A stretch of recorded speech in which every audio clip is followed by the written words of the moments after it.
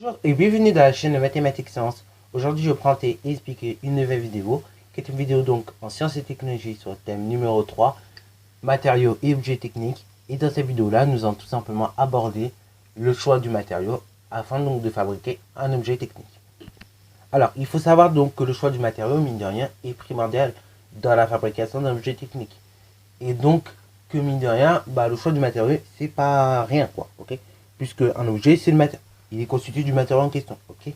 Par exemple, et en fonction de ce que l'on recherche à répondre comme besoin, et ce qu'on cherche comme efficacité, tout ça, et ben on va pas forcément prendre les mêmes matériaux pour faire tel ou tel objet. Par exemple, pour faire un train, on va pas forcément prendre les mêmes matériaux que pour faire un compas, ok? C'est logique.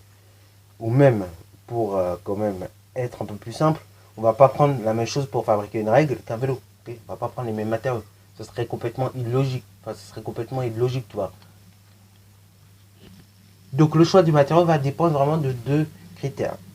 Le premier critère, ça est tout simplement donc des capacités physiques, ok? Les capacités physiques que l'objet va devoir répondre, ok? Parce qu'en fonction de l'objet qu'on veut faire, il y a certaines capacités physiques que l'objet doit avoir, ok? Notamment, je parle en termes de densité, de masse volumique, de masse maximale que que le matériau peut supporter, etc., etc. De la masse même du matériau, ok? Du volume et tout plein d'autres, enfin de la conductivité en électricité, de la conductivité en chaleur, etc., etc. Donc ces caractéristiques physiques vont déterminer déjà dans un premier temps le choix ou pas du matériau, ok?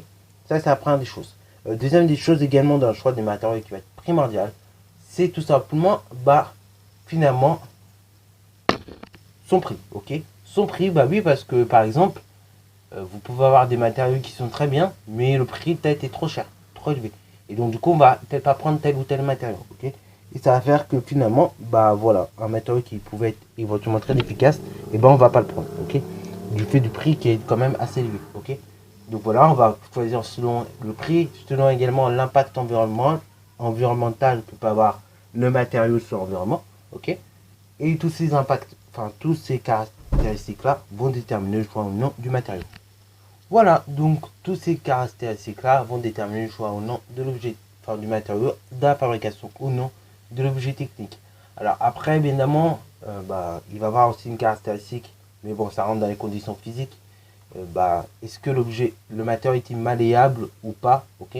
Par exemple, c'est vrai que le fer il va être plus difficilement malléable que le plastique, ok? Très clairement.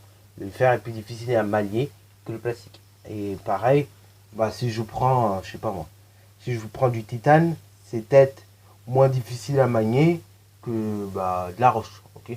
Voilà. Voilà. Donc donc toutes ces choses-là sont prises en compte bien évidemment dans le choix du matériau ou non. Donc voilà, c'est la fin de cette petite vidéo. J'espère qu'elle vous aura plu, qu'elle vous aura aidé également. Dites-le-moi en commentaire si elle vous aide les vidéos encore une fois. D'ailleurs, en parlant de vidéos, vous êtes beaucoup à être abonné à la chaîne. Vous êtes 415, je vous remercie d'ailleurs.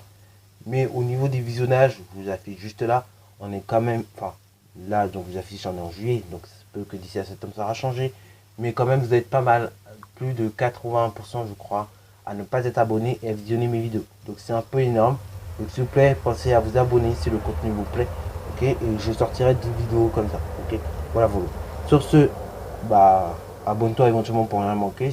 J'aime pas trop dire ça, mais bon, si vraiment le contenu te plaît et que tu regardes mes vidéos, abonne-toi quand même. Ok, ça coûte rien, c'est gratuit. Et puis voilà, voilà. Et puis encore une fois, j'espère que ma vidéo t'aura plu, qu'elle t'aura aidé. Like là, commente là, et sur ce, c'est parti. Enfin, à plus.